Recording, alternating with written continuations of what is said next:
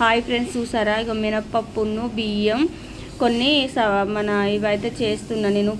చిటి తల్లితే సాయంత్రం తినడానికి ఏం లేవు మమ్మీ అన్నది. ఇక నేనైతే ఇలా చేస్తున్నా. ఇక ఇప్పుడైతే షాబ్దాన్ బియ్యం కూడా కొన్ని టేస్ట్ కోసం కలుపుతున్నా. ఇలా మినప్పప్పు, షాబ్దాన్ గింజలు 1 కిలో బియ్యం అయితే తీసుకుని 1 గ్లాసుడు మినప్పప్పు పోసాను. టేస్ట్ బాగుంటుంది ఇట్లా అని 1 కిలో వేద్దామని ఎక్కువ ఇక సాలు 1 కిలో వేద్దాం అన్నట్టుగా కలిపాను. ఇప్పుడైతే ఇక ఇవి ఇంతకుముందు నేను పజ్జొన్నలు తెచ్చాను కదా, వాటిని అయితే కడిగి గాలిచ్చి ఆరబెట్టిన, ఎండిపోయాయి.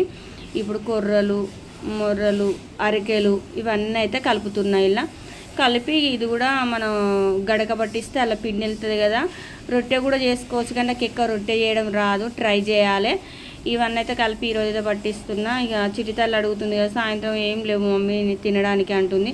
అందుకే 1 కిలో తీసుకొని ఇక ఇప్పుడైతే మినప్పప్పును మినపగుండ్లు 1 గ్లాసుడు కలిపాను కదా, చూసారు కదా.